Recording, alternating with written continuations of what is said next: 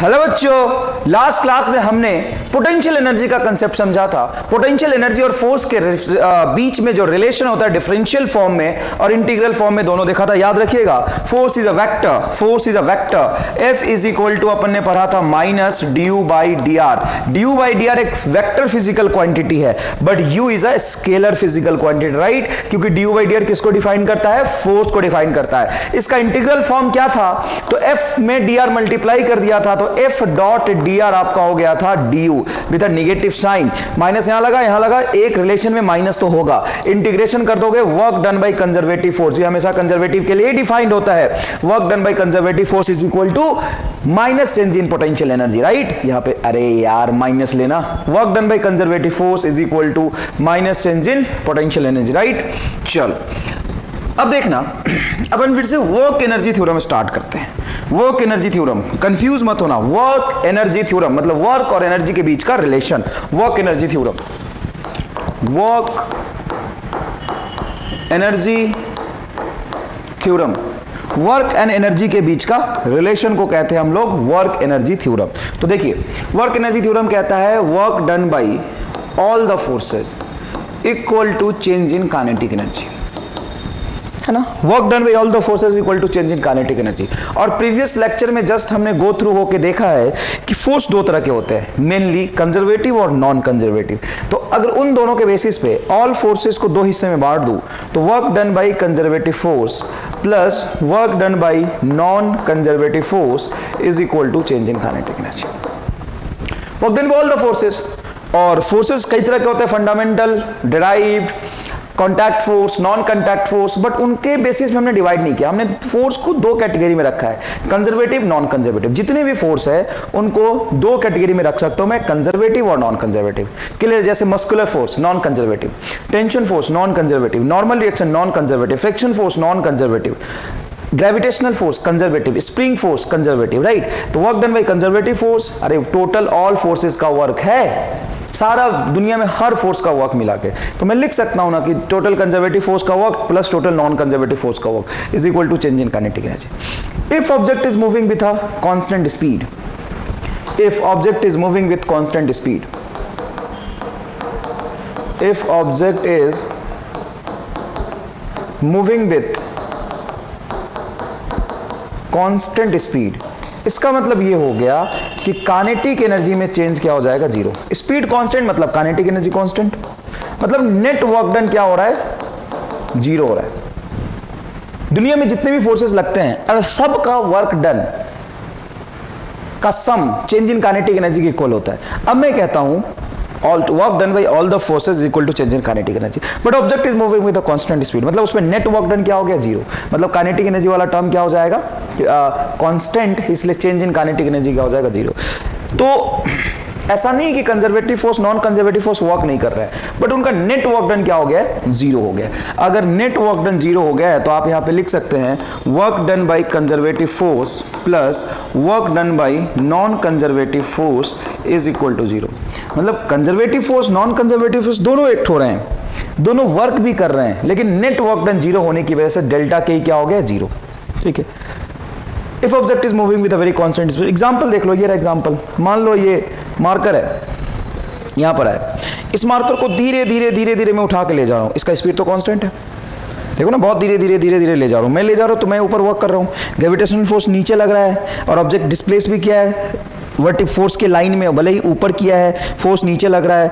Gravitational force और displacement के बीच में एंगल है 180 डिग्री का, तो ग्रेविटेशनल फोर्स का वर्क तो हुआ है, मैंने भी कुछ वर्क किया है, दोनों ने वर्क किया है, बट ऑब्जेक्ट कांस्टेंट स्पीड से चल रहा है, तो नेट वर्क डन क्या हो जाएगा? जीरो। इतना समझ में आया? ठीक है। अब यहां पे देखना, work done by conservative force का एक रिलेशन हमने पढ़ा था। क्या पढ़ा था? Work done by conservative force, work done by conservative force is equal to minus change in potential energy. ये तो पढ़ा था ना, अरे वर्क डन ही तो होता है एफ डॉट डी आर, तो work done by conservative force minus change in potential energy, या minus of work done is equal to change in potential. इधर माइनस लिखो या उधर लिखो, एक ही बात है। अच्छा, तो अगर मैं ध्यान से इस कंजर्वेटिव फोर्स को माइनस डेल्टा यू लिख दूं plus work done by non conservative force is equal to zero, तो यहां से रिलेशन मिलेगा आपको work done by non conservative force is equal to delta U. Delta U मतलब U final minus U initial. अब बच्चे यहाँ पे भयंकर कंफ्यूज हो जाते हैं। बच्चे कंफ्यूज किस बात को लेके होते हैं मैं आपको समझाता हूँ। आपने पढ़ा है work done by conservative force is equal to minus change in potential energy, और आपने पढ़ा है work done by non conservative force is equal to change in potential energy. Non conservative force का जो वर्क होता है वो चेंज इन पोटेंशियल एनर्जी के इक्वल होता है, final potential energy minus initial potential energy. Ramlal type बच्चे को तो लगता है ठीक है सर कोई खास बात नहीं, हमें तो याद हो जाएगा। कंजर्वेटिव मतलब work done by conservative force मतलब minus delta U, work done by non conservative force बराबर डेल्टा यू। बहुत इजी है। एक रामलाल टाइप बच्चों को लगता है बहुत बढ़िया हमें याद हो गया, लेकिन अच्छा बच्चा एक सवाल पूछता है यहाँ पे। क्या सवाल पूछता है अच्छा बच्चा पूछता है कि सर आपने बोला था नॉन कंजर्वेटिव फोर्स के लिए पोटेंशियल डिफाइंड ही नहीं होता है, potential energy change in potential energy defined ही नहीं होता है। ये जो अपन रिलेशन लिखते हैं ना F is equal to minus D U by D R, इसमें ये कंजर्वेटिव होना चाहिए, तभी डी आर को इधर ले जाएंगे, F C dot D R आपका वर्क हो जाएगा, work is equal to minus D U define होता है। तो ये वर्क कंजर्वेटिव फोर्स का है, क्योंकि कंजर्वेटिव फोर्स के लिए सही है सिर्फ और सिर्फ ये रिलेशन एकदम सही है, क्योंकि potential energy only defined for the conservative force, potential energy not defined for the non conservative force. तो सर यहां पे work done by non conservative force delta U कैसे आ गया, डेल्टा यू कैसे आ गया, ये कैसे आ सकता है? ये बात तो तुम्हारी सही है। Work done by non conservative force delta U कैसे आ गया? हालांकि नॉन कंजर्वेटिव के लिए पोटेंशियल तो डिफाइंड ही नहीं होता है। अब सर इन दोनों में असली फॉर्मूला कौन है? क्या दोनों असली है? क्या दोनों फंडामेंटल फिजिक्स को बताता है? ना बेटा, ये असली फॉर्मूला है, क्योंकि यहां से असल में पोटेंशियल एनर्जी डिफाइंड होता है। Minus of work done by conservative force is equal to change in potential energy, ये तो डिफाइंड हुआ है। ये तो पोटेंशियल एनर्जी का डेफिनेशन ही होता है चेंज इन पोटेंशियल एनर्जी का। चेंज इन पोटेंशियल एनर्जी कितना होता है? तो minus work done by conservative force. अरे माइनस को यहां लगा, अच्छा एक बात बता, माइनस डेल्टा यू को इधर ले आएगा, तो माइनस था उधर, तो इधर आ गया प्लस, अब उधर जाके ये माइनस हो जाएगा। तो माइनस तुम किधर भी लगाओ बात तो एक ही है यार, ले इधर। तो minus work done by conservative force equal to change in potential energy, वो असली फॉर्मूला है। Work done by conservative force minus change in potential energy होगा, माइनस कहीं भी लगा एक ही बात है, वो असली फॉर्मूला है। तो ये क्या नकली है? हाँ ये नकली है, लेकिन है तो सही, है तो सही। ये एक फॉर्मूला नहीं है, ये कंडीशन है। क्या कंडीशन है? तो ये work done by non conservative force हमेशा डेल्टा यू के इक्वल नहीं होगा। ये तभी डेल्टा यू के इक्वल होगा जब आपने माना है कि स्पीड कांस्टेंट होगा। पहली बात, स्पीड क्या होगा? कांस्टेंट होगा। दूसरी बात, नॉन कंजर्वेटिव फोर्स का जो वर्क होगा कंजर्वेटिव फोर्स के अगेंस्ट होगा। देखो असल में रिलेशन जो तुम्हारा है ना वो ये वाला है। असल में जो रिलेशन आया है वो ये वाला रिलेशन आया है, ये वाला। असल में रिलेशन ये आया है, work done by conservative force plus work done by non conservative force is equal to zero, ये रिलेशन आया है। कब? जब चेंज इन काइनेटिक एनर्जी क्या होगा? जीरो। अरे कोई खास बात नहीं है, work done by all the force equal to change in kinetic energy, conservative force का work plus non conservative force का work is equal to change in kinetic energy. मैं कहता हूं कि ऑब्जेक्ट को इस तरीके से मूव करा रहा हूं, केस है, केस की बात कर रहा हूं, हमेशा थोड़ी ना ऑब्जेक्ट कांस्टेंट स्पीड से मूव करेगा। मैं तो कंडीशन पे बात कर रहा हूं। कंडीशन है कि अगर ऑब्जेक्ट कांस्टेंट स्पीड से चल रहा है, चेंज इन काइनेटिक एनर्जी उसका जीरो है, तो change in kinetic energy zero हो जाएगा, तो कंजर्वेटिव फोर्स का work plus non conservative force का वर्क जीरो होगा। मान लो कांस्टेंट स्पीड से चल रहा है, अनकंजर्वेटिव फोर्स वर्क भी नहीं कर रहा, तो कंजर्वेटिव फोर्स का वर्क जीरो हो जाएगा, तो work done by conservative force को आप माइनस डेल्टा यू नहीं लिख पाएंगे अगर ये जीरो हो गया तो। समझ में आया? तो work done by non conservative force का सम भी क्या हो जाएगा? जीरो। लेकिन work done by conservative force, अगर वहां पे कंजर्वेटिव फोर्स एक्ट हो रहा है, मतलब ये जो नॉन कंजर्वेटिव फोर्स है वो किसके अगेंस्ट वर्क कर रहा है? कंजर्वेटिव फोर्स के अगेंस्ट वर्क कर रहा है, तो जाके work done by conservative force को माइनस डेल्टा यू लिखेंगे। अभी भी फॉर्मूला ये असली वाला ही यूज हो रहा है, अभी भी ये फॉर्मूला असली वाला यूज हो रहा है। मैंने यहां पे लिखा है work done by conservative force minus delta you, ठीक है ना? अब माइनस डेल्टा यू लिखा, change in kinetic energy zero था, तो ये वाला टर्म उस तरफ जाके work done by non conservative force delta U हो गया। तो ये एक दो कंडीशन पे आया है, ये असली फॉर्मूला नहीं है। ये work done by non conservative force और चेंज इन पोटेंशियल एनर्जी के बीच में कोई रिलेशन नहीं होता। असली रिलेशन यही है, work done by conservative force is equal to minus change in potential energy, असली यही फॉर्मूला है। फिर ये क्या है? ये कंडीशन पे अगर स्पीड कांस्टेंट हो और जो नॉन कंजर्वेटिव फोर्स है वो कंजर्वेटिव के अगेंस्ट वर्क कर रहा हो। मेरी बात सुन, मान लो ये टेबल है, देख ये टेबल है। अब बच्चा यहां पे पूछ लेता है कि sir work done by non conservative force क्या चेंज इन पोटेंशियल एनर्जी के इक्वल होगा? मैं इस टेबल को खींच के लाता हूं, मैं खींच रहा हूं, देख मैं इस टेबल को खींच के ला रहा हूं, मैं अपनी तरफ ला रहा हूं टेबल को खींच के। ये देख ये डस्टर है, ये जो भी है, इसको मैं उस तरफ लेके जा रहा हूं, धीरे धीरे धीरे धीरे धीरे धीरे धीरे धीरे मैं उसको धक्का देके लेके जा रहा हूं उस डायरेक्शन में, फोर्स इसी डायरेक्शन में, स्पेस में। क्या मैंने इस पे वर्क किया? और मुझे कैसा मानते हो, कंजर्वेटिव या नॉन कंजर्वेटिव? मस्कुलर फोर्स, आदमी का फोर्स नॉन कंजर्वेटिव होता है। मैं इसको धीरे धीरे धीरे धीरे धक्का लेके यहां ले गया साहब, ठीक है, धीरे धीरे धीरे धीरे धक्का लेके मैं यहां ले आया। मेरा फोर्स कैसा है? Non conservative. क्या work done by non conservative change in potential energy हुआ है? Work done by non conservative force क्या चेंज इन पोटेंशियल एनर्जी हुआ है? नहीं हुआ है। कहां हुआ? ये ऑब्जेक्ट है तो सही, कहां आ रहा है मेरी तरफ वापस? पोटेंशियल एनर्जी का मतलब क्या है? इसको धीरे धीरे धीरे धीरे ऊपर उठा के ले जाऊंगा तो भाग के नीचे आएगा। देखना, इसको उठा के धीरे धीरे धीरे धीरे मैं ऊपर लेके जा रहा हूं तो भाग के नीचे आएगा, लेकिन इसी को मैं धीरे धीरे धीरे धीरे आगे ले गया तो भाग के नहीं आया। तो मैं इसको अगर धीरे धीरे धीरे धीरे इधर ले जाऊं ना तो इसमें कोई एनर्जी स्टोर नहीं हो रहा, लेकिन इसी को मैं धीरे धीरे धीरे धीरे ऊपर ले जाऊंगा ना तो इसमें एनर्जी स्टोर हो रहा है। ऐसा क्यों? क्योंकि इसको जब मैं ऊपर लेके जा रहा हूं तो ग्रेविटेशनल फोर्स के अगेंस्ट लेके जा रहा हूं, तो ऊपर ले जाते समय ग्रेविटेशन ने भी वर्क किया था, लेकिन आगे ले जाते समय ग्रेविटेशन ने वर्क नहीं किया। समझ में आया कि नहीं है? तो अगर मैं इसको किसी ऑब्जेक्ट को हॉरिजॉन्टल सरफेस पे मूव करा के यहां तक ले आता हूं और नॉन कंजर्वेटिव फोर्स है, कैसा है ये? Non conservative force. क्या इसकी वजह से वर्क होगा? हाँ होगा, F डॉट एस वर्क होगा। क्या इसका work change in potential energy होगा? नहीं होगा। ये non conservative force delta U है ही नहीं असल में। डेल्टा यू कहां से आया है? तो किसी भी ऑब्जेक्ट को अगर मैं इनफाइनेटली स्मॉल स्पीड से धीरे धीरे उसका काइनेटिक एनर्जी कांस्टेंट रख के कंजर्वेटिव फील्ड के अगेंस्ट लेके जाता हूं, अरे भाई देखना कंजर्वेटिव फोर्स वहां होना चाहिए, उसी को माइनस डेल्टा यू लिखा है, उसी को माइनस डेल्टा यू लिखा है। तो डेल्टा के जीरो था, वर्क डन बाय कंजर्वेटिव को माइनस डेल्टा यू लिखा, तो work done by non conservative force delta U हो गया है।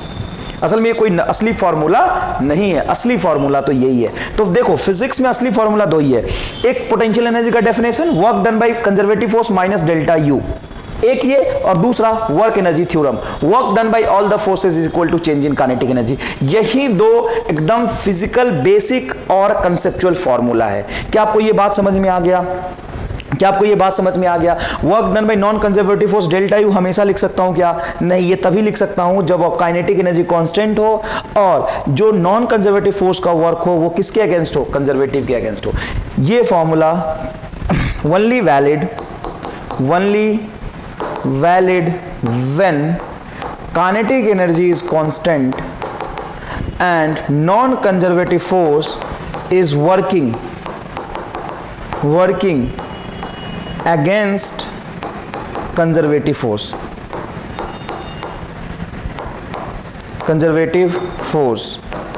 समझ में आया कि नहीं आया? ये कब वैलिड है? ये तो पोटेंशियल एनर्जी का फॉर्मूला, ये हमेशा वैलिड है।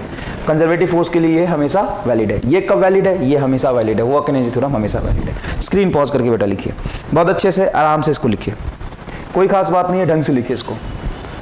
आगे देखिए फिर से work energy theorem, mechanical energy theorem लिखते हैं। Mechanical energy theorem. Mechanical energy theorem क्या होता है? मैकेनिकल एनर्जी थ्योरम भी एक स्पेशल केस है, और वो स्पेशल केस किसका है? वर्क एनर्जी थ्योरम का। Starting from work energy theorem. Work energy theorem का स्टेटमेंट क्या कहता है? Work done by all the forces equal to change in kinetic energy. यही कहता है क्या? Work done by all the forces, work done by all the forces is equal to change in kinetic energy। Work done by all the forces equal to change in kinetic energy. अब all the forces में कौन कौन सा हो सकता है? सारे force हो सकते हैं। अगर मैं उसको ब्रॉड लेवल पे सिर्फ दो पार्ट में बांटूं, कंजर्वेटिव और नॉन कंजर्वेटिव, तो क्या लिखूंगा? Work done by conservative force plus work done by non conservative force is equal to delta K E. अब अगर मैं कहता हूं कि मान लो ऐसा सिचुएशन कि if work done by non conservative force is 0, क्या नॉन कंजर्वेटिव फोर्स एक्ट नहीं कर रहा? नहीं, एक्ट कर सकता है या नहीं कर सकता मुझे नहीं पता, बट उसका वर्क जीरो है। यहां पे देखना, नॉन कंजर्वेटिव फोर्स, एनसीएफ मतलब क्या होता है? Non conservative force, non conservative force may be acting. जरूरी नहीं है कि वो एक्ट कर रही हो या नहीं कर रहा हो, मे बी एक्टिंग। किसी बॉडी पे non conservative force may be acting, but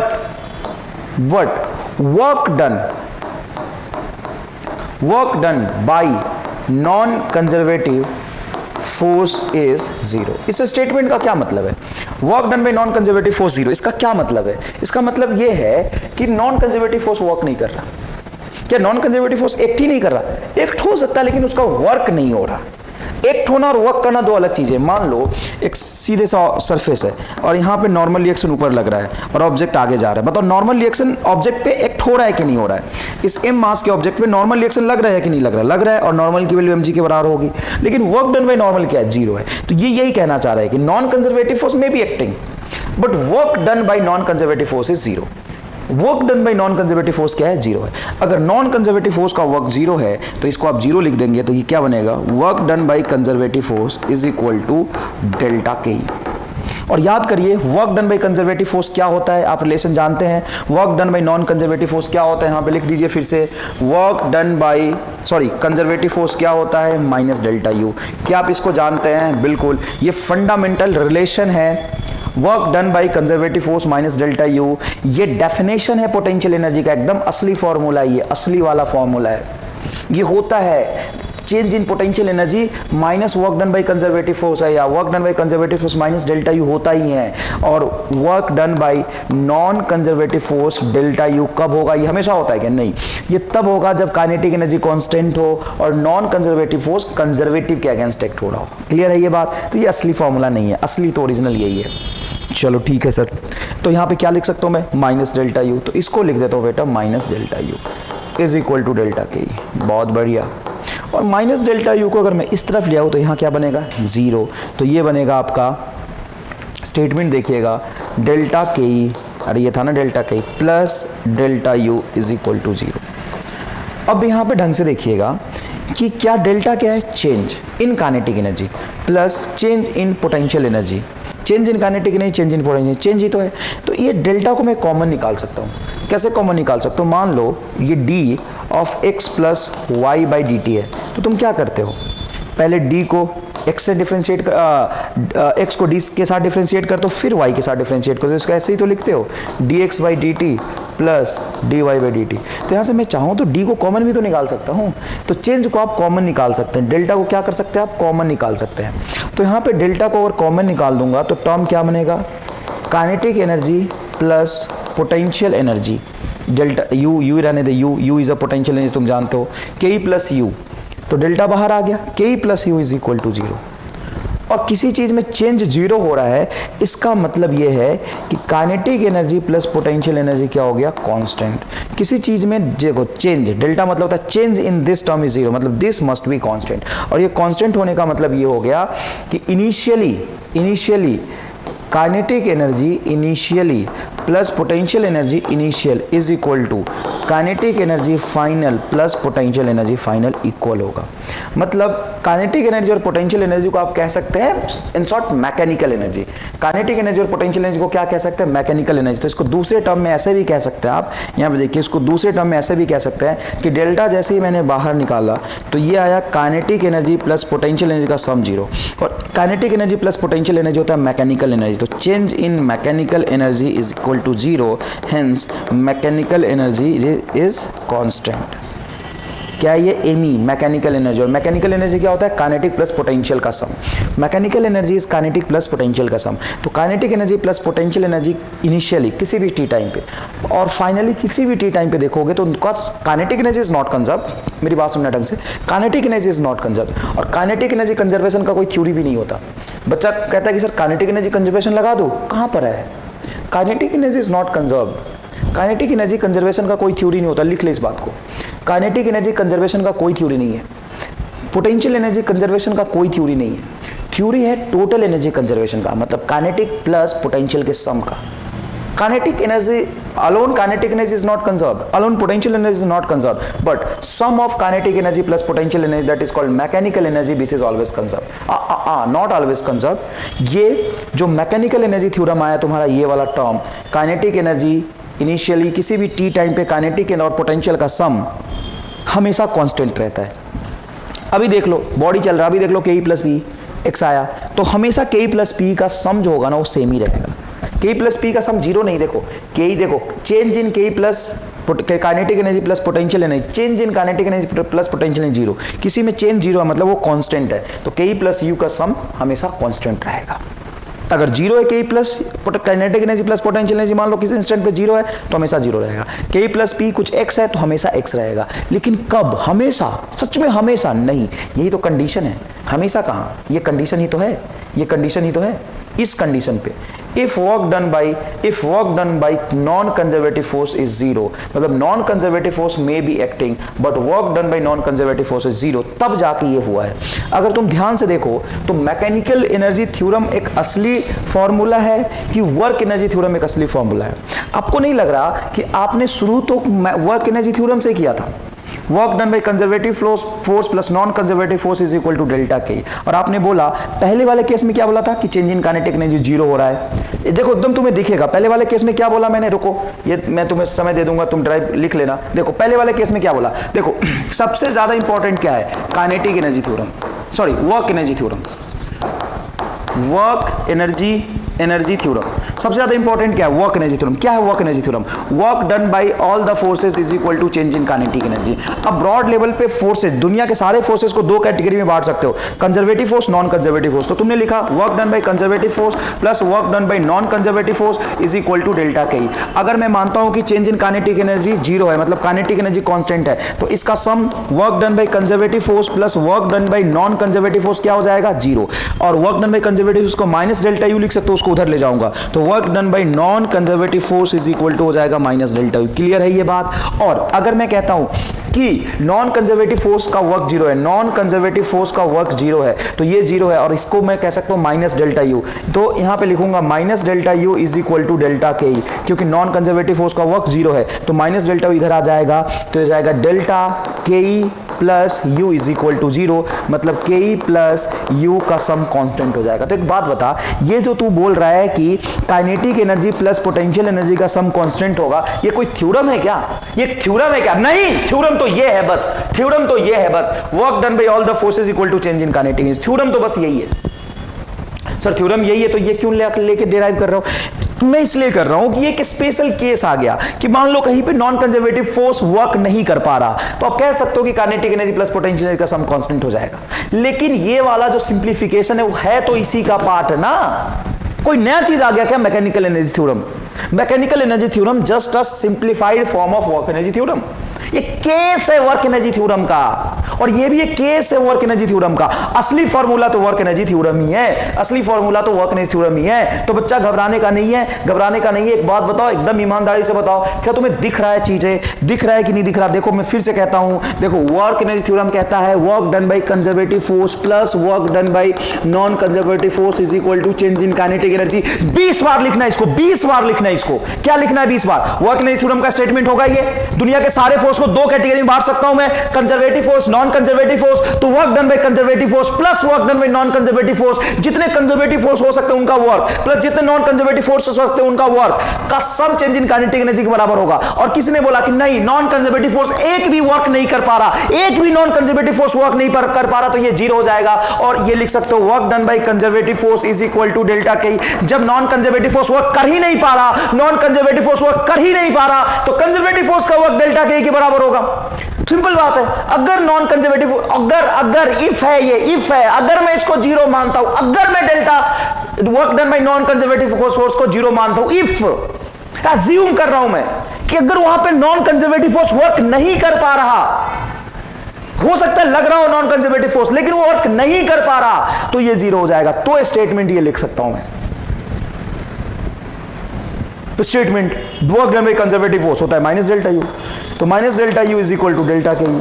minus delta you को इधर लाऊंगा तो delta K E plus delta U is equal to zero. अरे जब इसको इधर ले आ गया तो जीरो बचेगा, डेल्टा को कॉमन लूंगा तो के ई प्लस यू का डेल्टा जीरो, मतलब ये टर्म कांस्टेंट, और ये है क्या, mechanical energy constant. Mechanical energy मतलब के ई प्लस पी का सम किसी भी इंस्टेंट पे इनिशियल इज इक्वल टू के ई प्लस पी फाइनल। ये है mechanical energy theorem. Mechanical energy theorem is असली थ्योरम की नकली थ्योरम? एकदम नकली थ्योरम है, मदद करेगा तुम्हारी, लेकिन ये क्या असली थ्योरम है? क्या ये मेन बेसिक फिजिक्स से ही है? ये ओरिजिनल थ्योरम ये है क्या? नहीं, ओरिजिनल थ्योरम तो ये है। कौन सा? Work energy theorem is original theorem. Mechanical energy theorem is just simplification. क्या ये बात समझ में आया कि नहीं आया? स्क्रीन पॉज करके इसको लिख लीजिए, स्क्रीन पॉज करके इसको लिख लीजिए बेटा, अच्छे से स्क्रीन पॉज करके इसको लिख लीजिए। आइए देखिए आ गया। कई बार अब बच्चा कंफ्यूज होता है। किस बात में कंफ्यूज होता है? बच्चा कंफ्यूज होता है कि सर अगर वर्क एनर्जी थ्योरम, ये तुम्हारे मन का सवाल है, वर्क एनर्जी थ्योरम का ही सिंप्लीफाइड फॉर्म है मैकेनिकल एनर्जी थ्योरम, तो मैंने इसको बनाया ही क्यों? मैं वर्क एनर्जी थ्योरम से सवाल कर लूंगा। तो सवाल वर्क एनर्जी थ्योरम से तुम दुनिया के सारे कर सकते हो, लेकिन मैकेनिकल एनर्जी थ्योरम अप्लाई करके तुम आसानी से कर सकते हो। आसानी से कैसे कर सकते हो? अब तुम्हें सारी चीज़ें समझ आ गया तो थोड़ा सा पीछे जाकर देखने की कोशिश करो कि जो पोटेंशियल एनर्जी डिफाइन किया है, क्या सच में कोई नई चीज़ है? ये आपको एक नया चीज़ पढ़ने को मिला है? नहीं बेटा, अच्छे से सुनना जो मैं आज कह रहा हूँ। तुमने क्या बोला कि work done by conservative force जो होता है, जो भी आएगा कंजर्वेटिव फोर्स का वर्क, उसका माइनस वर्क को मैं चेंज इन पोटेंशियल एनर्जी बोल दूंगा। ये नया नहीं है। क्यों नया नहीं है? अरे ये तो तूने पढ़ा है ना, वर्क निकालना सीखा है ना। तो जो work done by conservative force होगा ना, उसको सीधा चेंज इन पोटेंशियल एनर्जी बोल दूंगा। तो चेंज इन पोटेंशियल एनर्जी किसको बोल रहा हूं मैं? इसको बोल रहा हूं, इसको बोल रहा हूं। और ये हम जानते हैं, इसी को एक नया नाम दिया है, नया नाम दिया है, नया नाम दिया है। किसको? Work done by conservative force को। थोड़ा आराम से समझना, work done by conservative force को एक नया नाम दिया, क्या? Change in potential energy. अच्छा, इसी को तो नया नाम दे दिया, चेंज इन पोटेंशियल एनर्जी। तो इस नाम दिया ही क्यों? हम इसी से काम चला लेते। हाँ, चल तो रहा था, work done by conservative force plus work done by non conservative force is equal to change in kinetic energy, work energy theorem चल तो रहा ही था। फिर इसको नया नाम देने से यहाँ पे work done by conservative force को मैं माइनस डेल्टा यू लिख दूंगा। देखो, work done by conservative force minus उधर चल जाएगा तो क्या होगा? Minus delta you. इससे क्या फायदा होगा सर? इससे क्या फायदा होगा? तो फायदा देखो कि फिजिसिस्ट होते हैं बिल्कुल आलसी, ज़्यादा काम नहीं करना चाहते। फायदा ये होगा कि वर्क निकालना थोड़ा सा लेंदी काम है, क्योंकि इसमें इंटीग्रेशन करना होता है। और पोटेंशियल एनर्जी जस्ट डिफाइन कर दिया रेफरेंस पे, तो फाइनल पोटेंशियल एनर्जी लिख लेंगे। तो ये चीज़ों को आसान बना देगा। पोटेंशियल एनर्जी क्वेश्चन के सॉल्यूशन को इजी बना देगा। और कोई फायदा नहीं है इससे। एक बात बताओ, अगर तुम ये स्टेटमेंट तुम लिखते हो, तुमने कंजर्वेटिव फोर्स को, work done by conservative force को नया नाम लिख दिया और तुमने स्टेटमेंट लिख दिया। अब मेरी बात सुनना, क्वेश्चन अगर तुम्हें इससे सॉल्व करना हो, मान लो नॉन कंजर्वेटिव फोर्स का वर्क 0 हो और तुम इससे क्वेश्चन सॉल्व करना चाहते हो तो कर लो। Work done by conservative force delta K के बराबर होगा, work done by conservative force निकाल लो, उसका रिलेशन डेल्टा के बराबर होगा। या तो तुम इससे सॉल्व कर लो, या तुमने क्या बोला कि work done by conservative force minus delta you होता है, तो माइनस डेल्टा यू को मैं उधर ले जाता हूं और ये टर्म था 0, तो माइनस डेल्टा यू जैसे ही उधर जाएगा तो delta K E plus delta you 0 हो जाएगा। मैं 10 बार से ज्यादा स्टेटमेंट लिख चुका हूं, समझा चुका हूं, है ना। तो मैकेनिकल एनर्जी थ्योरम और वर्क एनर्जी थ्योरम में डिफरेंस पता होना चाहिए। मैं तुम्हें बता देता हूं, बच्चा 4 साल फिजिक्स पढ़ लेता है, एक बार 11वीं में, एक बार 12वीं में और 2 बार ड्रॉप कर लेता है, तो भी उसको ना मैकेनिकल एनर्जी थ्योरम और वर्क एनर्जी थ्योरम नहीं समझ आता। उसको जीवन भर यही लगता है कि 2 थ्योरम कैसे आया, क्यों आया, किसको कहां लगाएंगे, नहीं पता चलता। ईमानदारी से बता रहा हूं एकदम, 4 साल 5 साल बच्चा पढ़ लेता है ना, उसको वर्क एनर्जी थ्योरम और मैकेनिकल एनर्जी थ्योरम में डिफरेंस ही पता नहीं चलता। मैं ईमानदारी से कोशिश कर रहा हूं तेरा समझना, ये मैं 10 बार लिख चुका हूं। देख, पहली बात तो ये लिख ले, वर्क एनर्जी थ्योरम और मैकेनिकल एनर्जी थ्योरम में असली कौन है? क्या मैं मैकेनिकल एनर्जी थ्योरम से वर्क एनर्जी थ्योरम डिराइव कर सकता हूं? नहीं कर सकता। क्यों? क्योंकि mechanical energy theorem already simplified case है। मैकेनिकल एनर्जी थ्योरम कब वैलिड होगा? जब work done by non conservative force zero होगा। तो वर्क डन बाय पहले नॉन कंजर्वेटिव फोर्स जीरो हो गया है, तो मैकेनिकल एनर्जी थ्योरम से, अरे नकली से असली थ्योरी डिराइव होता है, नकली से असली थ्योरी डिराइव होता है। मैकेनिकल एनर्जी थ्योरम से वर्क एनर्जी थ्योरम डिराइव नहीं कर सकते। पूछ लेते भैया छोटी छोटी बातें, समझ आया कि नहीं आया? मैं लिख देता हूं, मैकेनिकल एनर्जी थ्योरम से वर्क एनर्जी थ्योरम डिराइव नहीं कर सकते, डिराइव नहीं कर सकते, बिल्कुल भी डिराइव नहीं कर सकते। लेकिन वर्क, ये समझ जाता है ना, वर्क एनर्जी थ्योरम से मैकेनिकल एनर्जी थ्योरम डिराइव करते हैं, यही करते ही है, तरीका यही है। तो असली कौन है? Work energy theorem. उसमें नॉन कंजर्वेटिव फोर्स का वर्क जीरो हो जाए अगर, तो एक नया थ्योरम बन के आता है जो कि work done by non conservative force zero हो जाता है, इसको डेल्टा यू लिख देता हूं तो नया थ्योरम बन जाता है। लेकिन ये नया थ्योरम क्या हमेशा सही है? नहीं, ये हमेशा सही नहीं है। वर्क एनर्जी थ्योरम हमेशा सही है, वर्क एनर्जी थ्योरम हमेशा सही है। देखो, वर्क एनर्जी थ्योरम हमेशा वैलिड है, इसका कोई एक्सेप्शन नहीं है, हमेशा वैलिड है, हमेशा वैलिड है, हमेशा वैलिड है।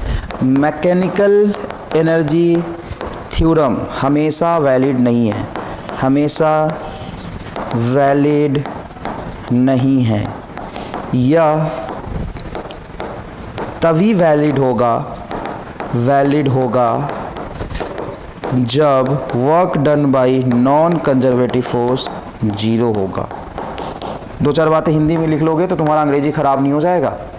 बाकी जनता सोच रही सर हम अंग्रेजी बैच के हैं, तो दो चार बातें हिंदी में लिखोगे तो अंग्रेजी खराब नहीं हो जाएगा, फिजिक्स बढ़िया सीख लोगे।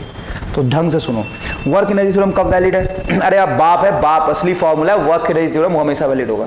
Mechanical energy theorem work energy theorem से ड्राइव होता है जब नॉन कंजर्वेटिव फोर्स जीरो हो, तब। तो ये कब वैलिड होगा?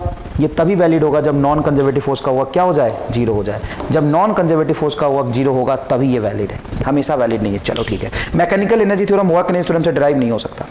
Sorry, mechanical energy theorem work energy theorem से ड्राइव होता है, but work energy theorem mechanical energy theorem से ड्राइव नहीं होगा। समझ आया इतना? अच्छा, फिर सर इसको क्यों किया? एक बात तो है कि साल ये कभी वैलिड होगा, कभी नहीं होगा।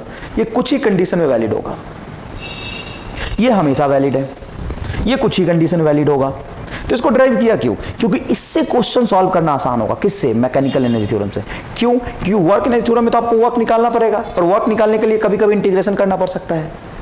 लेकिन मैकेनिकल एनर्जी थ्योरम को यूज करने के लिए आपको वर्क निकालने की जरूरत नहीं है, kinetic energy plus potential energy का सम कांस्टेंट रहेगा, तो इसमें वर्क नहीं लिखना पड़ेगा। लेकिन वर्क एनर्जी थ्योरम में तो आपको वर्क लिखना ही पड़ेगा, वर्क डन बाय कंजर्वेटिव लिखना पड़ेगा। मान लो ये नहीं भी है तो चेंज इन काइनेटिक एनर्जी। तो वर्क लिखने के लिए कभी कभी आपको क्या करना पड़ जाता है? इंटीग्रेशन। तो पोटेंशियल एनर्जी क्वेश्चन के सॉल्यूशन को क्या बना देता है? इजी।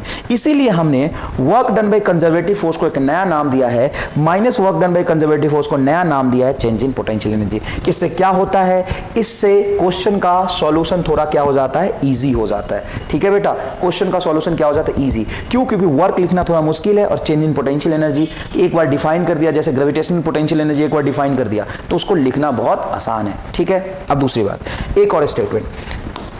ठीक है, अब हमें तो फिजिकली तो फिजिक्स के कंसेप्ट से समझ आ गया कि वर्क एनर्जी थ्योरम कब वैलिड होगा? हमेशा। बट मैकेनिकल एनर्जी थ्योरम इस कंडीशन में वैलिड होगा। लेकिन ज्यादातर क्वेश्चन में फिर भी आपको थोड़ा बहुत प्रॉब्लम आ सकता है। तो एक स्टेटमेंट मैंने बनाया जो मैं आपको लिखता हूं, जहां हम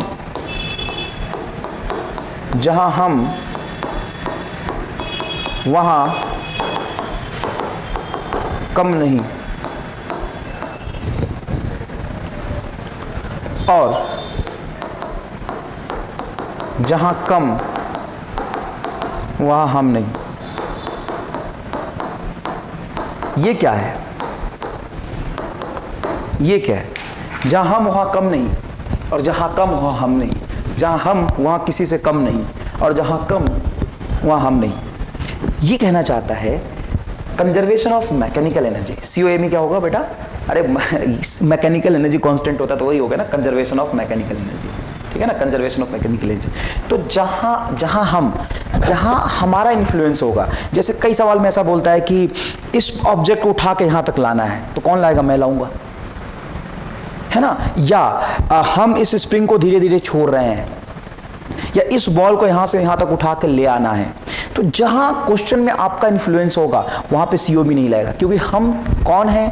हम नॉन कंजर्वेटिव सोर्स है। हमारा इन्फ्लुएंस जो सिस्टम में होगा वो नॉन कंजर्वेटिव फोर्स ऐसा होगा, ठीक है ना। तो जहां हम वहां कम नहीं, जहां हम वहां कंजर्वेशन ऑफ मैकेनिकल एनर्जी नहीं लगेगा, नहीं लगेगा, नहीं लगेगा। और जहां कंजर्वेशन ऑफ मैकेनिकल एनर्जी लग रहा है वहां पे हम नहीं होंगे। वहां पे कौन वर्क कर रहा होगा? ग्रेविटेशन कर रहा होगा, स्प्रिंग फोर्स कर रहा होगा। तो सिस्टम में अगर ग्रेविटेशनल फोर्स और स्प्रिंग फोर्स ही वर्क कर रहा है तो सीओ में लगाना ज़्यादा बेहतर होगा, क्योंकि ग्रेविटेशनल पोटेंशियल एनर्जी भी हमने डिफाइन कर लिया है और स्प्रिंग पोटेंशियल एनर्जी भी हमने ड्राइव कर लिया है। समझ में आ गया? तो इसीलिए conservation of mechanical energy divide किया गया, कंजर्वेशन ऑफ मैकेनिकल एनर्जी। जहां कम हुआ हम नहीं, अगर क्वेश्चन में आप हो ना कहीं भी इन्फ्लुएंस में, क्वेश्चन में आपको बोल रहा है ना कि एक स्प्रिंग में ब्लॉक अटैच कर दिया और ब्लॉक को धीरे धीरे धीरे धीरे छोड़ रहा है, मतलब कौन छोड़ रहा है? मैं धीरे धीरे धीरे धीरे छोड़ रहा हूँ, मतलब मेरा इन्फ्लुएंस है, मतलब वहां पर सीओमी नहीं लगेगा। समझ आ रहा है थोड़ा? और सीओमी बनाई ही क्यों है? वर्क एनर्जी थ्योरम से क्वेश्चन सारे सॉल्व हो सकते हैं क्या? दुनिया का हर क्वेश्चन सॉल्व हो सकता है वर्क एनर्जी थ्योरम से? हाँ, अरे वर्क एनर्जी थ्योरम ही तो मेन फंडामेंटल थ्योरम है। डन। स्क्रीन पॉज करके ये बातें लिख लो, स्क्रीन पॉज करके ये बातें लिख लो, अच्छे से लिख लो। अब आते हैं आगे, क्वेश्चन देखिए, क्वेश्चन देखिएगा। ये देखो, एक ऐसा सवाल पूछते हैं, एक स्प्रिंग जिसका L/4 लेंथ नीचे गिरा हुआ है, mass of spring is m and length is l। Spring का मास m है, लेंथ l है, और उसका कितना हिस्सा नीचे गिरा हुआ है? L/4 हिस्सा नीचे गिरा हुआ है। Find work done, find work done to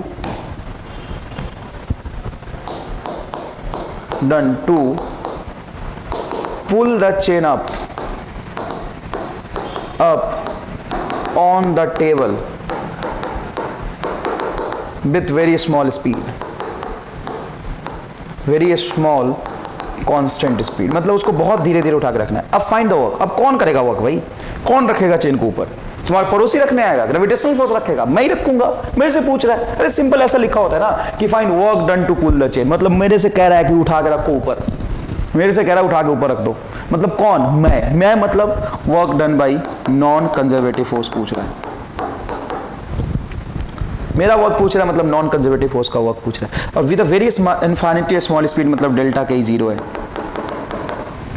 और ग्रेविटेशनल फोर्स नीचे लग रहा है। अगर ग्रेविटेशनल फोर्स नहीं लगता तो सीधे उठा के रख दे, कोई फर्क ही नहीं पड़ रहा था। ग्रेविटेशनल फोर्स लग रहा है, मतलब कंजर्वेटिव फोर्स है। Work done by conservative force is not equal to 0। तो मैं डायरेक्ट लिख सकता हूं work done by non conservative force is equal to delta U. और असल में मैंने डायरेक्ट कुछ नहीं लिखा है, वर्क एनर्जी थ्योरम ही है। ये क्या है? Work energy theorem. कैसे? अगर डेल्टा के 0 रख दो वर्क एनर्जी थ्योरम में, तो work done by non conservative force plus conservative का वर्क इज इक्वल टू क्या होगा? 0। तो कंजर्वेटिव का work is equal to minus work done by non conservative force. देखो, work done by conservative force plus work done by non conservative force is equal to 0, क्योंकि kinetic energy 0 है। तो ये term 0 हो गया। तो work done by non conservative force जो होगा minus work done by conservative force होगा। मैं इसको धीरे धीरे ऊपर रख रहा हूँ, मुझे रखने में दिक्कत क्यों आ रहा है? क्योंकि ग्रेविटेशनल फोर्स नीचे लग रहा है, इसको ऊपर जाने के लिए अपोज कर रहा होगा, ठीक है। और work done by conservative force को क्या लिख सकता हूँ? Minus delta U. तो माइनस डेल्टा यू और माइनस डेल्टा यू क्या हो जाएगा? Delta U. तो work done by non conservative force is equal to delta U. यही बात है भैया। बच्चे को सवाल कराते समय ना ये डायरेक्ट लिख देते हैं, बच्चा समझ जाता है, लेकिन उसके पीछे कंसेप्ट यही क्यों किया, ये ना 2 साल बाद पूछता है वो कि सर ये तो बता दो, ठीक है, लेकिन यही क्यों किया आप बताओ। अरे भाई तो अभी समझना, अच्छे से पढ़ना, थोड़ा समय लग जाएगा ज़्यादा। हो सकता है कि मैं 20 मिनट एक्स्ट्रा तुम्हें इसी बात पे बार बार इसलिए समझाया हूँ क्योंकि तू 2 साल तक यही चीज़ मत पढ़। या 20 मिनट में एक्स्ट्रा लगा ले, कोई दिक्कत नहीं, 20-25 मिनट एक्स्ट्रा समय दे ले, लेकिन 3 साल समय मत देना एक्स्ट्रा एक ही चीज़ को समझने के लिए। समझ में आया कि नहीं आया? इसलिए मैंने कहा है। तो बताओ ये वर्क पूछा है जो डेल्टा यू के बराबर का। डेल्टा यू मतलब final potential minus initial potential. अब देखो एक लाइन में आंसर, यहाँ पे रेफरेंस पॉइंट मान लो, यहाँ पे पोटेंशियल एनर्जी क्या मान लो? 0। अब फाइनली क्या होगा? तो फाइनली पूरे चेन को तुम खींच के टेबल पे रख दो, इसी में वर्क पूछा है, तो फाइनल पोटेंशियल तुम्हारा हो गया 0। माइनस इनिशियल पोटेंशियल कितना था, तो बताओ L/4 का मास कितना होगा, L/4 का मास होगा m/4 और इसका सेंटर ऑफ मास यहां पे होगा तो ये होगा बेटा L/8। तो इनिशियल पोटेंशियल एनर्जी सिस्टम का होगा, देखो पोटेंशियल एनर्जी होता है m-g/h, ठीक है ना, यहां पे रेफरेंस उससे नीचे है तो लिखोगे माइनस मास m/4 g और ये लेंथ होगा आपका, हाइट होगा रेफरेंस पॉइंट से सेंटर ऑफ मास L/8 पे, तो ये होगा L/8, तो ये हो जाएगा आपका mgL/32 माइनस 8-32, ठीक है ना। तो देखो माइनस इनिशियल पोटेंशियल ये आया है तो माइनस ऑफ माइनस mgL/32, तो जितना चेंज इन पोटेंशियल एनर्जी वही आपका नॉन कंजर्वेटिव फोर्स का वर्क है, तो आंसर आ गया माइनस माइनस प्लस होगा mgL/32, ये आंसर आ गया। अब यहाँ पे मैं फिर से कह रहा हूँ, जब बच्चे को सॉल्यूशन करा देते हैं बच्चा समझ लेता है, लेकिन डाउट 2 साल बाद पूछता है कि सर आपने तो बताया था कि work done by conservative force minus delta you होता है, तो work done by conservative force delta U कैसे लिख दिया सर, कैसे लिख दिया तू बता, कैसे लिख दिया, वर्क एनर्जी थ्योरम के कंसेप्ट से लिखा है, तो असली फॉर्मूला वर्क एनर्जी थ्योरम है और डेल्टा के 0 था तभी मैं ऐसा लिख पाया। क्लियर है बेटा, ये हमेशा नहीं होता है, हमेशा क्या होता है work done by conservative force minus delta you होता है। क्या तुम्हें सवाल का सॉल्यूशन समझ में आ गया? इन नंबर ऑफ सवाल ऐसे पूछते हैं, क्या तुम कर पाओगे? स्क्रीन पॉज करके लिखो इसको, स्क्रीन पॉज करके इसको लिखिए प्लीज। आगे देखिए, अब आगे mechanical energy conservation of mechanical energy theorem पे COME mechanical energy conservation of mechanical energy theorem को कह सकते हैं COME। उस पे क्वेश्चन करने से पहले थोड़े से और कंसेप्चुअल क्वेश्चन बनते हैं। Differential form of F is equal to minus du/dr, ये पढ़ा था ना आपने, F is equal to minus du/dr और du is equal to F.dr, तो इस पे अपन थोड़ा बात कर लेते हैं। ऐसे क्वेश्चन बनते हैं तो इस पे अपन थोड़ा बात कर लेते हैं, तो आइए इस पे बात करते हैं। कुछ ऐसे सवाल पूछते हैं, इफ पोटेंशियल एनर्जी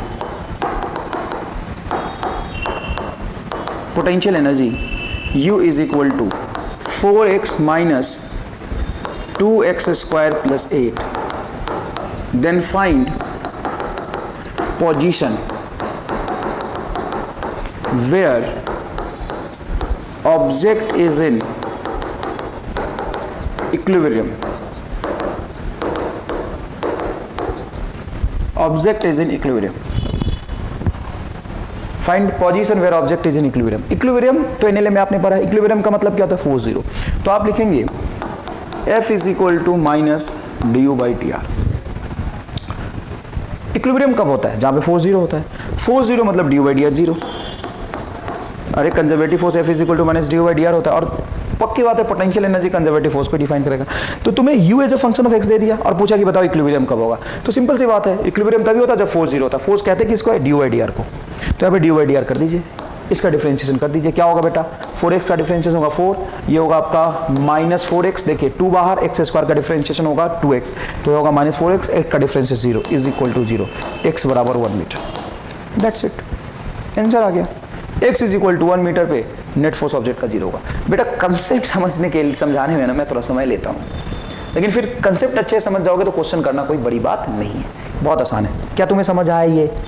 अच्छा, इसमें ये वेक्टर था तो वेक्टर साइन क्यों नहीं लगा? अरे बेटा x पे तो डिपेंड कर रहा हो, पोजीशन ही तो चाहिए, तो डिफरेंशिएशन करके 0 रख, तो आंसर आ गया। अब कहाँ इसमें जनरल पढ़ रहा हो? अच्छा, कभी कभी ये भी पूछते हैं, एंड ऑल्सो फाइंड पोटेंशियल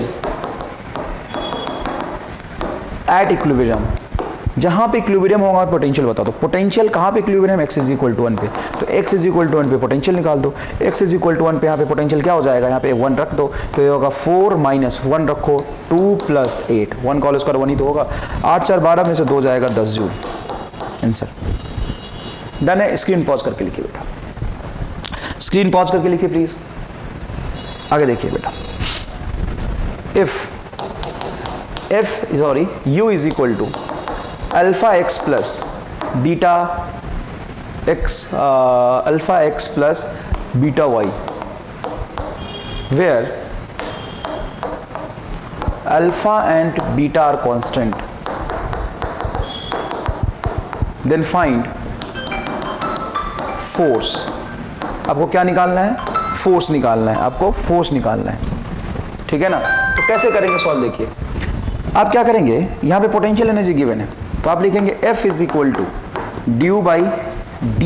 अब प्रॉब्लम क्या है कि u x का भी फंक्शन है, y का भी फंक्शन है है ना, और u स्केलर होता है तो कहीं यहाँ पे आई कैप जे कैप तो लिखा हुआ मिलेगा नहीं आपको।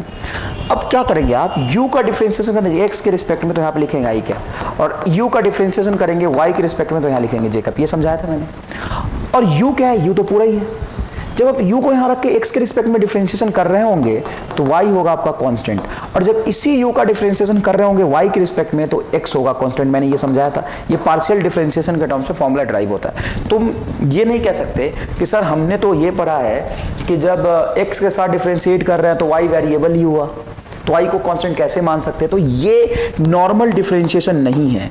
Conservative force F is equal to minus, ये ऐसे लिखते हैं डवा, ये d थोड़ा टेढ़ा होता है, ये मैथ में पढ़ते हैं हम लोग, ये d थोड़ा टेढ़ा है और यहाँ पे x भी थोड़ा टेढ़ा है, तो टेढ़ा है तो थोड़ा टेढ़ा काम करेगा ये, है ना, ये नॉर्मल की तरह काम नहीं करेगा, थोड़ा सा टेढ़ा काम करेगा, थोड़ा टेढ़ा काम करेगा। देखिए इधर ये टर्म बनेगा। यहाँ पे जब x से करोगे तो y को कांस्टेंट मानोगे, z को कांस्टेंट मानोगे, ये मैंने लिखवा दिया है कई बार। तो चलो एक बार डिफरेंशिएशन करके देखो। यहाँ पे जब डिफरेंशिएशन करोगे तो अल्फा x में अल्फा कांस्टेंट बाहर, x के साथ डिफरेंशिएशन करोगे इस टर्म का प्लस इसका करोगे ना, u के जगह पे ये दोनों रखोगे, तो पहले जब डिफरेंशिएशन करोगे x के रिस्पेक्ट में तो बनेगा ये अल्फा, और x का डिफरेंशिएशन x के रिस्पेक्ट में 1, और बीटा और y, बीटा भी कांस्टेंट और y भी कोई कांस्टेंट मानोगे तो 0, तो सिर्फ अल्फा बचेगा यहाँ पे, और प्लस, और y के साथ डिफरेंशिएट करो तो पूरे टर्म को इसमें रखो, तो अल्फा और x दोनों कांस्टेंट है, x को तुम कांस्टेंट मान ही रहे हो, क्वेश्चन में अल्फा कांस्टेंट, तो ये दोनों कांस्टेंट का डिफरेंशिएशन y के रिस्पेक्ट में 0, और बीटा y के करोगे तो बीटा बाहर y, तो ये हो जाएगा आपका बीटा। ये आंसर आ गया, जो कि गलत है। अभी गलत क्या है, अब गलत ये है कि फोर्स एक वेक्टर फिजिकल क्वांटिटी, जब x के साथ डिफरेंशिएट किया था तो आई कैप आएगा, और y के साथ डिफरेंशिएट किया था तो जे कैप आएगा। तो असल में तुम्हारा आंसर बनेगा f is equal to alpha I cap plus beta J cap, ये आंसर आएगा। अब यहाँ पे मैग्नीट्यूड ऑफ फोर्स अगर आपको निकालना है तो मैग्नीट्यूड ऑफ फोर्स आ जाएगा रूट अंडर वेक्टर का मैग्नीट्यूड निकालने आपको आता है alpha square plus beta square. तो ये वाली चीज आपको सीखने की जरूरत है। यहाँ पे बच्चे गलती करते हैं, और मैंने यहाँ पे जो गलत किया है, आपको ऐसा नहीं कि नहीं लिखना, ये लिखना है कि ये वेक्टर है और वेक्टर में आई कैप जे कैप नहीं लगाया तो अल्फा प्लस बीटा, आप आंसर लिख के गलती कर रहे हैं, आप आंसर लिख के गलती कर रहे हैं। ये टर्म सही होगा, root under alpha square plus beta square. Clear है ये बात? स्क्रीन को पॉज करके अच्छे से लिखिए, स्क्रीन को पॉज करके अच्छे से लिखिए, कोई खास बात नहीं है। आगे देखिए, नीट में AIPMT में अच्छे सवाल पूछे जाते हैं। अभी तो नीट 2020 से पहले कई सारे पेपर हुए हैं, तो उसमें सवाल ऐसे पूछे जाते हैं। 2020 के पहले 14 में 16 में ऐसे सवाल पूछे जाते हैं। u is equal to alpha x, ऐसे देखो u इज इक्वल टू, ये भी सवाल पूछा जाता है a बटा x to the power 7 minus b बटा x to the power 8, find x where object is in equilibrium, object is in equilibrium. तो मैंने अभी ये सवाल करा, लेकिन फिर भी बच्चा यहाँ पे गलती कर देता, तो चलिए उसको गलती ना करें इसके लिए मैं खुद ही सॉल्व करके आपको बता देता हूँ। सॉल्यूशन देखिए, इक्विलिब्रियम के लिए फोर्स 0 होगा और फोर्स वहीं पे 0 होगा जहाँ पे ड्यू बाई डी एक्स 0 होगा। इक्विलिब्रियम के लिए फोर्स 0 होगा और फोर्स वहीं पे 0 होगा जहाँ पे ड्यू बाई डी एक्स क्या होगा, 0 होगा। तो इसको डिफ्रेंशिएट करिए। देखो ए बी एक्स और एक्स, तो यहाँ पे डायरेक्शन लिखने की जरूरत नहीं, आई कैप ही आएगा, सिर्फ एक्स और एक्स कोऑर्डिनेट है। अरे एक्स भी होता वाई भी होता तो एक्स के साथ डिफ्रेंशिएट करके आई कैप बोलते और वाई के साथ डिफ्रेंशिएट करके जे कैप बोलते। चलो भाई इसको डिफ्रेंशिएट करो, तो x के साथ डिफरेंशिएट करो तो a कांस्टेंट, तो a बाहर रहेगा, और x टू दी पावर -7 ऊपर चला जाएगा, उसको डिफरेंशिएट करोगे तो पावर बाहर -7 x टू दी पावर -7 -1 तो -8। यहाँ पे देखो -b बाहर, और इसका differentiation x to the power 8 का डिफरेंशिएशन ऊपर जाएगा तो x टू दी पावर -8, तो -8 x टू दी पावर -9 ये आएगा। और आपने बोला है इसका डिफरेंशिएशन क्या होना चाहिए, 0, क्योंकि नेट फोर्स 0 है। अब ध्यान से देखिए आप, तो ये माइनस माइनस क्या हो जाएगा, प्लस, तो ये टर्म बनेगा आपका प्लस b 8b, देखो ना 8b x to the power 9, और ये टर्म बनेगा माइनस, उसको उस तरफ ले जाओ तो इज इक्वल टू होगा तुम्हारा 7a x to the power 8। ढंग से देखिएगा, अरे कुछ नहीं किया भाई, तू एक लाइन और कर लेना, इसको उधर लेके जाना है ना, और ये माइनस माइनस प्लस हो जाएगा और ये माइनस रहेगा, उस तरफ जाएगा तो एक निगेटिव है। अब x to the power 9 x to the power 8 cancel होगा तो ये बचेगा x, तो x को इधर ले जाओ, 7a को नीचे ले आओ, तो x इज इक्वल टू बताओ क्या है, 8b बाई 7a, ये आंसर है। बस यहाँ पे अगर मैं ढंग से बोलूँ कि ये सवाल फिजिक्स का नहीं डिफरेंशिएशन का है तो ज़्यादा ठीक होगा कहना। ये सवाल फिजिक्स का है ही नहीं, ये सवाल तो डिफरेंशिएशन का है। आप जानते हैं कंसेप्ट, आपको पता है कि u ये होता है, और बोला कि कहाँ पे फोर्स जीरो होगा, तो फोर्स वहीं पे जीरो होगा जहाँ पे ड्यू बाई डी आर है, क्योंकि ड्यू बाई डी आर ही फोर्स है। F is equal to dU by D R, F is equal to dU by D R, तो ड्यू बाई डी आर निकाल के जीरो रखो। बस ये डिफरेंशिएशन करना मैं कला था, du by D R is equal to zero, इससे ये डिफरेंशिएशन होगा इसका। डन, कोई खास बात नहीं है। इसको स्क्रीन पॉज करके लिखिए, स्क्रीन पॉज करके लिख लीजिए बेटा, स्क्रीन पॉज करके लिखिए, आगे देखिए। अब मान लीजिए ऐसा क्वेश्चन लिखा हो एक, if u is equal to alpha x I cap plus beta y J cap plus gamma, अरे यार sorry x y I cap plus y z J cap plus x z K cap, then find force at x y one is equal to x y z coordinate दिया हुआ है 1,1,1, x y Z दोनों की comma 1, ठीक है ना। Force बताओ फटाफट। बच्चों को जैसे मैं क्लास में सवाल लिखता हूँ फटाफट बच्चा सॉल्व करने में लग गया, अरे रामलाल ये सवाल ही गलत लिखा है। कितने लोगों को पता चलेगा सवाल गलत लिखा है, ईमानदारी से बताओ, कितने लोगों को पता चल गया सवाल गलत लिखा है? जितने लोगों को पता चल गया उस पर तो मेहनत कारगर हो गया मेरा, बाकी सब गया भैंस पानी में, कोई मतलब नहीं है। कितने लोगों को लग गया कि सवाल गलत लिखा मास्टर ने? पता है क्लास में 90% बच्चे सवाल लिखते हैं, सॉल्व करने लगते हैं, तुम भी सॉल्व करने लग गए होगे। स्क्रीन पॉज करो, सॉल्व करो, ऐड कर दिया, गलत है सवाल। क्या गलत है सर? हमें तो सब सही लग रहा है, आप ही फालतू बात कर रहे हो। अब देख इधर, पोटेंशियल एनर्जी एक्स आई आई कैप है, पोटेंशियल एनर्जी में आई कैप जे कैप कब से होने लगा यार? पोटेंशियल नहीं तो स्केलर होता है। तो असल में नीट का पूछा हुआ सवाल है ये, किसका पूछा हुआ सवाल है? नीट का पूछा हुआ सवाल है। इसमें पोटेंशियल एनर्जी गिवन था x y plus y z plus x z, ये है पोटेंशियल। देन फाइंड फोर्स, अब ये काम मत करना कि सही वाला लिख लेना और गलत वाला छोड़ देना, ऊपर वाला लिखना और अपनी गलती को एहसास करना है ना। नोट्स में अपनी गलती लिखना ज़्यादा ज़रूरी है। मैं गलत ज़्यादा पढ़ाता हूँ, सही कम पढ़ाता हूँ, क्योंकि फिजिक्स में गलत ज़्यादा कंसेप्चुअल होता है सीखना। और एक बार गलत सीखोगे ना तुम्हें लगेगा अच्छा ये गलत है, तो तुम्हें सही का सिग्निफिकेंस समझ में आ जाएगा। फिजिक्स में सवाल ना होने का सबसे बड़ा कारण ये है कि तुम सिर्फ सही पढ़ते हो। सारी चीज़ें अगर सही पढ़ोगे ना तो मज़ा नहीं आएगा। गलत पढ़ो, गलत, और गलत पढ़ के सही सीखोगे तब फिजिक्स में मज़ा आएगा। मेरी बात समझ में आ रहा है? मान लो एक लाइन मैं खींच दूँ, बताओ ये लाइन बड़ा है या छोटा है? पता नहीं सर। अगर ये लाइन खींच दूँ तो तुम्हें पता चलेगा कि ये छोटा है। अच्छा ये लाइन खींच दूँ तो ये बड़ा है। तो इसके बड़े होने और छोटे होने का सिग्निफिकेंस कंपेरिजन बेस्ड है। मान लो तूने फिजिक्स सही सब कुछ पढ़ लिया, तुम्हें क्या पता सही है यार गलत है? चमकेगा कैसे चीज़ें तब सब चमकेगा जब तुम गलत पढ़ो, उसके रिस्पेक्ट में जब सही पढ़ोगे तो चले अच्छा ये वाली बात गलत बताया था मास्टर ने, ऐसे नहीं होता, ये होता है। तो फिर वो ज़्यादा समय तक याद रहेगा। अपनी गलती इंसान जब करता है, अपनी गलती से सीखता है। तो फिजिक्स को भी गलत करके सीख, सही करके सीखेगा तो मज़ा ही नहीं आएगा। समझ में आया कि नहीं आया? तो कभी क्वेश्चन अगर तुमसे गलत हो जाता है तो दुखी होने की ज़रूरत नहीं है। गलत सवाल आपको, गलत सॉल्यूशन आपको कुछ ना कुछ सिखा के जाएगा, ठीक है ना। अब चलो ज्ञान छोड़ो, सवाल सॉल्व करते हैं। देखो F इज इक्वल टू क्या होता है? तो F इज इक्वल टू ये फोर्स है, ये वेक्टर है।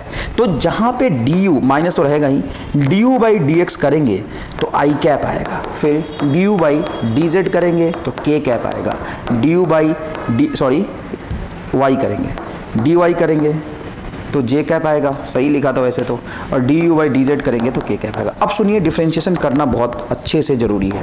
डिफरेंशिएशन कैसे करेंगे? देखिए ये पूरा ही टर्म यू है तो पूरा टर्म यहाँ पे आएगा, लेकिन डिफरेंशिएशन करते समय याद रखिएगा वाई और जेड हमारे लिए कांस्टेंट होगा। तो यहाँ पे जब डिफरेंशिएशन करोगे तो वाई कांस्टेंट है तो बाहर जाएगा और एक्स का डिफरेंशिएशन 1 होगा, सिंपल, क्लियर है, इंटू 1 आएगा। प्लस वाई जेड करोगे तो वाई और जेड दोनों कांस्टेंट है तो एक्स के रिस्पेक्ट में उसका डिफरेंशिएशन 0। यहाँ पे एक्स एंड जेड है तो जेड कांस्टेंट की तरह बाहर, एक्स का डिफरेंशिएशन एक्स के रिस्पेक्ट में क्या होता है 1, तो ये आ जाएगा आपका जेड।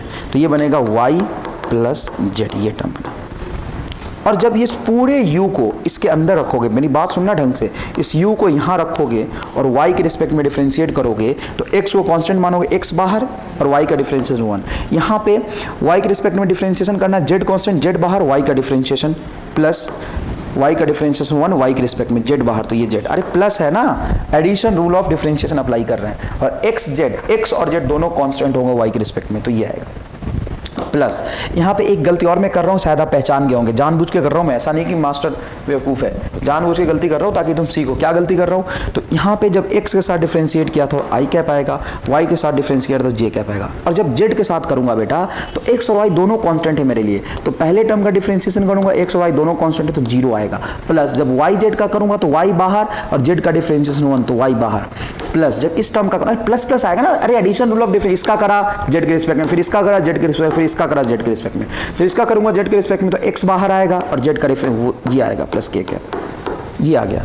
अब तुम्हें ये चीज़ चाहिए कब था, ये चीज़ चाहिए था जब x y z तीनों की वैल्यू 1,1,1, ठीक है। पहले इतना मुश्किल कर लिया, अब तीनों की वैल्यू अलग दूंगा तो और मुश्किल हो जाएगा, तो आसान है। बताओ क्या होगा, minus 2i cap, 2i cap, देखिए 1 + 1 2i cap plus 2j cap plus 2k cap, ये आएगा। अब इसका मैग्नीट्यूड निकाल दें आप, इसका क्या निकाल दें, मैग्नीट्यूड निकाल दें। जब इसका मैग्नीट्यूड निकालेंगे तो क्या आएगा, 2√3, 2√3, ये आ गया फोर्स। समझ में आया क्या, बहुत आसान से। अगर तुम नहीं कर पा रहे हो ना, नहीं सीख पा रहे हो तो घबराने की जरूरत नहीं है। 50-60% बच्चे तो सीख गए होंगे क्या किया, नहीं सीख पा रहे तो काम करो, इस पूरे को ना एक बार एडिशन रूल लगा के x के साथ डिफरेंशिएट करके लिखो, तुम अलग से लिख लो, फिर इस पूरे को y के साथ डिफरेंशिएट करो, फिर एडिशन रूल लगाओ, इसको y के साथ करो, फिर प्लस इसको y के साथ करो, फिर प्लस इसको y के साथ करो, x कांस्टेंट है, मान लो y के साथ किसको कर रहे हो तो x बाहर जाएगा, y का डिफरेंस 1, x बचा प्लस y के साथ इसको करो, प्लस है ना यार, प्लस y के साथ इसको कर रहे हो तो z बाहर जाएगा, y का 1 तो क्या बनेगा x + z, और यहाँ पे y के साथ कर रहे हो तो इसमें y है ही नहीं और दोनों कांस्टेंट है तो डिफरेंस 0, तो क्या बना x + z। देखो यहाँ पे क्या लिखा है, x + z। अरे सही है यार, आंसर आ गया। देखो समझ में आ रहा है कि नहीं आ रहा, ये बात एकदम आसान है, कोई खास बात नहीं है। ऐसे खूब सारे क्वेश्चन पूछे जाते हैं। स्क्रीन पॉज करके लिखिए, स्क्रीन पॉज करके लिखिए। आगे देखिए बेटा, if work done in moving the object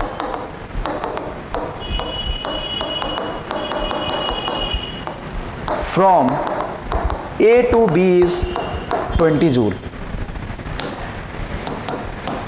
then find potential energy at AA if potential energy at B is -10 joule। अब देखना ऐसे सवाल कुछ पूछे जाते हैं। अब यहाँ पे सॉल्यूशन बड़ा इंपॉर्टेंट है और कंसेप्चुअल है, सुनो ढंग से। If work done in moving the object from A to B, A से B तक ले जाने में work from A to B 20 joule हुआ है।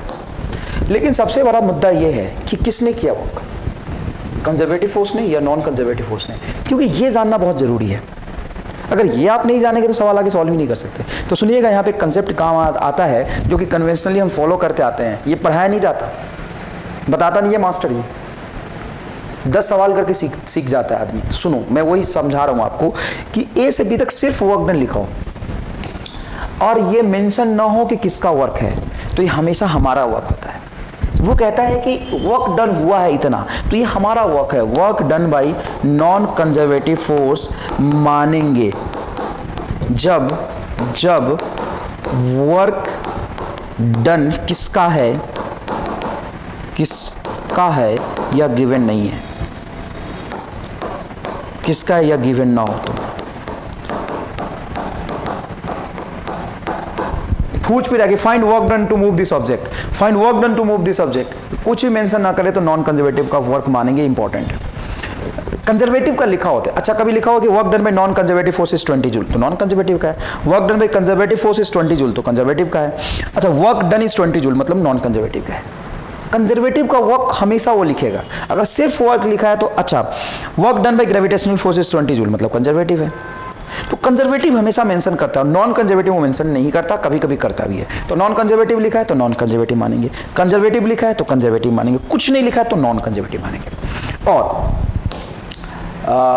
Work done moving from A to B, work done in moving the object from A to B, speed is constant, given है बेटा। Speed कैसा है, कांस्टेंट है। ये अगर गिवन ना हो तो फिर दिक्कत होगी। स्पीड कांस्टेंट गिवन है तो क्या लिखोगे, work done by non conservative force is equal to change in potential energy, simple. क्योंकि ये वर्क नॉन कंजर्वेटिव फोर्स का ही है। बताओ work done by non conservative force कितना है 20, final potential is U B minus initial potential is U A. Initial potential ने कितना दिया था -10 जूल, तो यहाँ पे रख दो -10, यहाँ पे रखोगे -10 और ये माइनस तो +10 हो जाएगा, तो यूबी +10 इज इक्वल टू 20, तो UB is equal to 10 joule. Answer आ गया भाई, बी पॉइंट का पोटेंशियल आ गया 10 जूल। अगर यही कहा होता कि work done by conservative force is 20 joule, तब अपन यहां पे लिखते हैं work done by conservative force is equal to minus delta U, और वहां पे स्पीड कांस्टेंट लिखना भी जरूरी नहीं है, क्योंकि work done by conservative force minus delta you हमेशा होता है, लेकिन work done by non conservative force delta U तभी होगा जब स्पीड क्या हो, कांस्टेंट हो। स्क्रीन पॉज करके लिखिए बेटा, स्क्रीन पॉज करके इसको लिखिए, स्क्रीन पॉज करके इसको लिखिए, आगे देखिए। If work done bye non-conservative force is minus 20 joule, then find in moving the object minus 20 joule in moving object from A to B, find UB potential energy at B if find potential energy at A if UB is equal to 20 joule. UB is equal to क्या है 20 joule. अब यहाँ पे infinitely small speed लिखने की जरूरत नहीं है, क्यों? क्योंकि work done by conservative force है, sorry work done by conservative force, work done by gravitation, कोई कंजर्वेटिव फोर्स, तो लिख दिया है कंजर्वेटिव फोर्स तो कंजर्वेटिव मानेंगे, कुछ नहीं लिखा होता तो नॉन कंजर्वेटिव मानते, नॉन कंजर्वेटिव लिखा तो नॉन कंजर्वेटिव मानोगे, बहुत आसान है। तो देखो work done by conservative force होता है माइनस डेल्टा, वो सिंपल सी बात है, ठीक है। कहां से कहां तक ले गया है अपन ने, ए से बी तक, तो इसको लिखेंगे work done by non conservative force कितना है -20 is equal to minus final potential point है बी, तो U B minus U A, simple सी बात है, माइनस से माइनस कैंसिल होगा 20, यू बी की वैल्यू कितनी है 20 joule, okay 20 joule, minus U A की वैल्यू हमें निकालनी है तो माइनस यू ए लिख देंगे, क्या लिख देंगे माइनस यू लिख देंगे, ये 20 इधर आ जाएगा तो 20 माइनस 20 कैंसिल हो जाएगा, या 20 उधर जाएगा कैंसिल होगा, यू इज इक्वल टू क्या आ रहा है 0, मतलब ए पॉइंट पे पोटेंशियल एनर्जी क्या है 0। समझ में आ गया, कोई खास बात नहीं है, बहुत इजी है ये, बहुत इजी है, ठीक है। स्क्रीन पॉज करके इसको लिखिए बेटा, स्क्रीन पॉज करके इसको लिखिए।